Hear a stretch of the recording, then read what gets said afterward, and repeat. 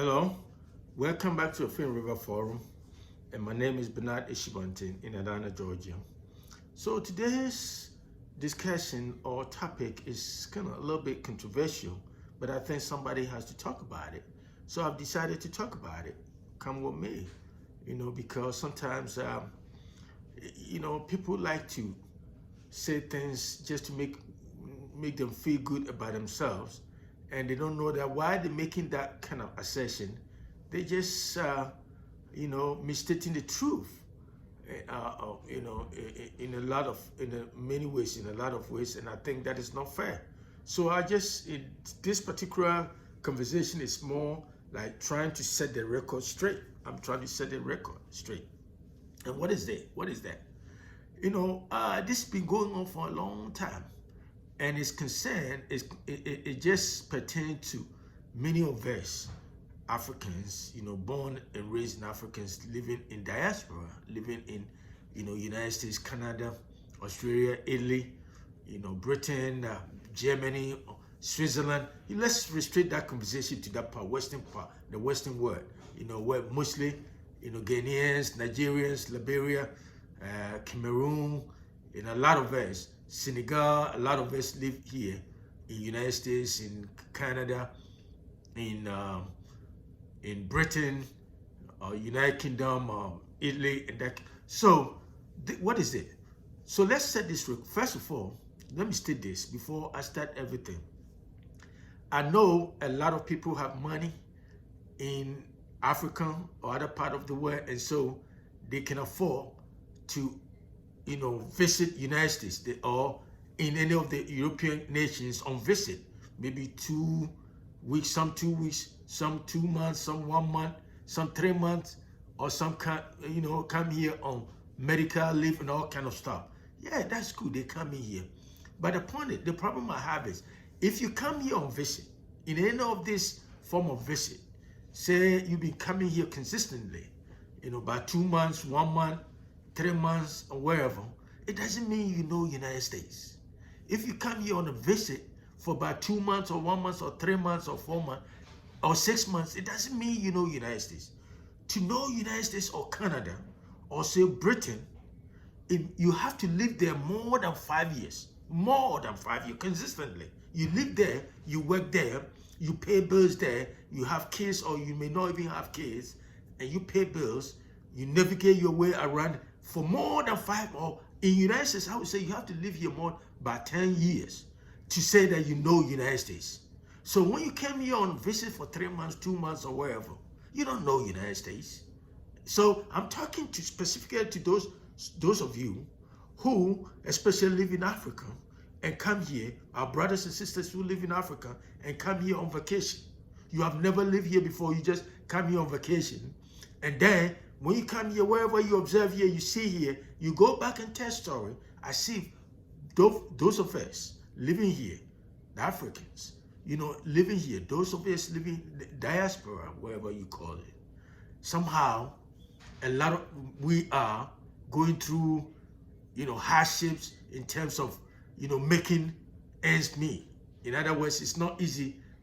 In other words, the notion that when you're living abroad, it means, the land is flowing with milk and honey is not true, because those of us living here are going through hell because we're working too hard, blah, blah, blah, blah, blah, blah. So they go back and tell those stories. It's not true. Because my thing is, when you're telling a story, it has to be balanced. You see, you have to balance. Yeah, it's true that there are certain people work menial jobs, because one thing they don't tell you is that when you live, for example, let me use United States because that's where I live. I've never lived in London before. I've never lived in Germany before. I've never lived in any of the European nations before. I went to college, universities, all, here after high school. I came here, United States. That's why I've been living here for long. So my thing is, I know United States. I've been with them. I went to school with them. I teach them. At this point, I teach here at the college level. I teach at the high school level. So I know a lot. I know United States culture just like the back of my hand. So my point is, if you come here on vacation and you have never lived here before more than say 6 years or 5 years, and you go back and tell stories about how in the United States or Canada they're going through a lot because it's not easy. They're going through snow, they walk through snow wherever to catch a bus or wherever. You don't tell all the story. How about those areas where they don't even have a bus line? Where I live here in Georgia, here in Atlanta, Georgia, they don't even allow buyers to come here because a lot of the white people think that a lot of people living in this area or some part say that they think if you allow buyers to come here, it means it will bring a lot of crime. A lot of people who don't drive, who don't have job, will get a chance, get some, bus is not that expensive, so they can get in and come to some neighborhood and stay and go back. So there are certain parts of Atlanta here where bars, they don't even have bars, they don't have train over there. Train is only restricted to the downtown Atlanta. That is what it is. So you can't compare New York. New York is basically based on subtrain, the train system over there. It's true. They have the largest subtrain system, I think, in the United States. So you can compare New York. If you come to the United States and you stay in New York with your friend in some apartment, or you live in some apartment wherever, and your friend leave you and go to work, it doesn't mean everybody that. How about those people? How about those of us living in the diaspora who don't even have to go to where they stay home and work? There's a lot of people work from home. They don't go nowhere. They don't have to go through the snow. They just stay home and work and make thousands of dollars a month or year. How about that? So when you come in here and you tell story as if every abrochet or overseas is so hard, you don't have to stay there. Ghana is this and that, or African. That is not true. Because my point is, if United States, despite all things, United States is not a perfect country, neither no country is perfect. But if United States is that hard, then Africa is hell. It's true. Because guess what? A lot of these leaders, politicians, all these rich people, when they're sick, where do they come for medical treatment? Either they go to London or they come to United States or Canada. So my point is, you live in a country where even when somebody's sick, the ambulance, the poor ambulance system, they don't have ambulance system to take you to the hospital. Some live on the floor at the hospitals. I'm talking about in most of the African countries. Why don't people talk about that? I'm just saying it. Yes, I was born and raised in Ghana. My mom and daddy were buried there. And I'm still, I still have a strong, ties with Ghana, and I love Ghana. It's true. But facts are fact.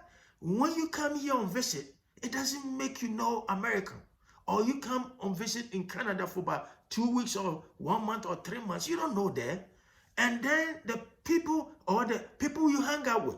How about the software engineers? How about those lawyers? How about the doctors? How about the pharmacists? How about the nurses, registered nurses? Those people. How about those people who work at the Wall Street? They are all born and raised in Ghana, but they have good jobs. So the point I want to make is, America or in the Western world is different from Africa or say in Ghana, because here they value talent and skills. If you are able to go to school, you have the right, document, legal document. You are legal, in this country.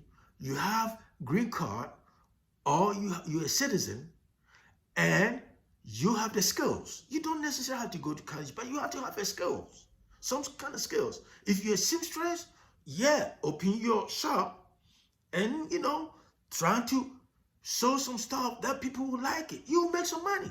America, no matter what, America has the most opportunities more than any other countries. It's true. So my point is you cannot compare United States, no matter what, to Ghana or to any of the African countries. So when I hear people coming here on visit for about 1 month or 2 months, and they go back and tell stories as if everybody live in United States here, every Ghanaian or every African living in United States or say in Canada or in London or wherever, work at sweep or do some kind of menial jobs or kind of stuff. Even if they do that, so what? They make more money money than those people who live here. Because in Ghana today, those people who are, majority of the people who are making it is because of high and corruption. That's what it is. Stealing government money and complaining that the government is not doing anything for the people.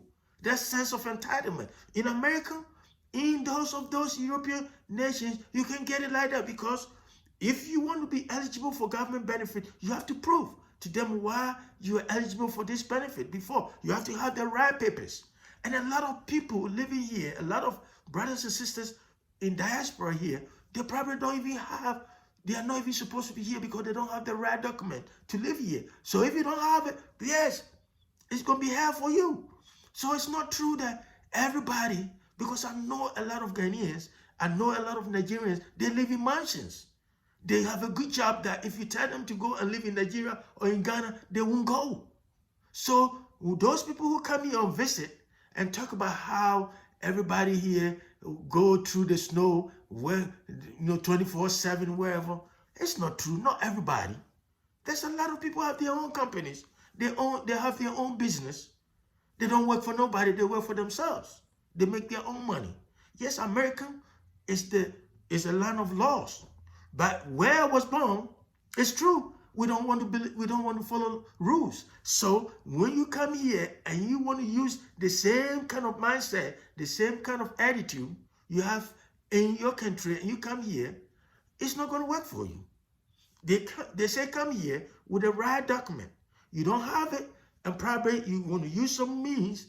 And if they find out that's what it is, you'll be scared to go and look for the right job. So obviously, you work for you will get some menial jobs and go through it. And those are the people who most of you come and get in contact with them, and they tell you all kind of sad stories about America, about Canada, about London and wherever. So I want you, those of you who come here on visit, just visit.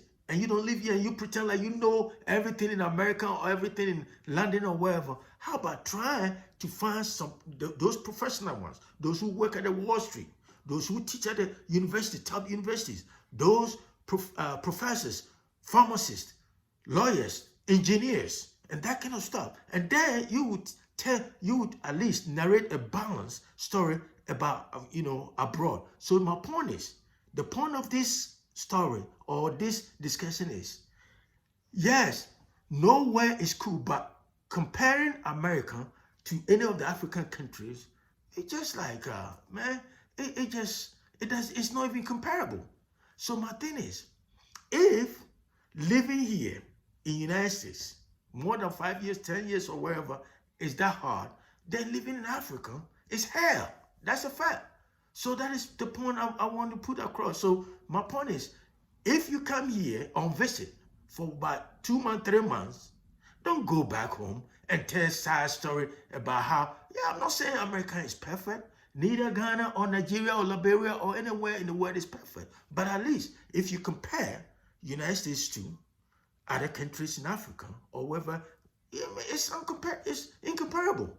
That's a fact. So that's why I want to tell you that when you tell a story about America, when you come here and visit, it doesn't mean that you know America. To know America, you have to live here more than 5, 6, 7, 8, even 10 years. And that is how you can say you know United States. But you come here and visit for 2 months, 3 months, and somebody you live with an apartment, a little bit of apartment, tell you all kind of sad story. It's because, ask the person, does he have right papers? What is the person's legal status in this country, in the United States? Legal status, immigration status. What is the person immigration status in this country? If the person can give you, because nobody, if you're a citizen or you have the green card, you have the right papers, there's no way a lot of people won't do that job. They won't do the menial job. They'll go and look for good jobs. So that is the point. So I know, one more time, I know a lot of Ghanaians who are computer software engineers making thousands of dollars a month. Some get more than $150,000 a year. Think about it. And I can even give you an example. The current Minister of Education of Ghana under President Akufo-Addo government, Dr. Adichum, he used to be a principal at somewhere in California. He was making more than $150,000 a year. It was President Akufo-Addo who persuaded him to come to Ghana. He was making more, maybe more than $200,000 a year. You kidding me? So don't tell me that everybody living in the United States or in Britain or in Canada or wherever is going through. I have a friend, big time friend in Canada, D-Train. I don't know, he's a DJ right there, D-Train. He been here for a long time, bro. Ask him. You ask, he doesn't do some menial jobs. So the point I'm making is, not everybody. So when you come to Canada or you come to the United States, look for those professionals, those who get professional jobs, and interview them and see a different perspective about America or Britain, you know, or, you know, Germany or Switzerland, you know, or Italy. Not everybody live in Italy, you know, work at a tomato farm or wherever. It's not true. So that's what I have for you. So all that I'm trying to say is, when you're telling a story, tell a balance. Your storytelling should be balanced. Don't be biased and make it seem like Ghana is all that or Africa is all that. It's not. If it's all that, how come that thousands of millions of Africans are living abroad? If it's that good. So let's be realistic, okay? That's what I have for you. One more time, this is Sophia River Forum. And subscribe and share with friends and family. Let them know how informative and everything is. So if you have any comment and any feedback, let me know. And I'll talk to you another time. Have a good day.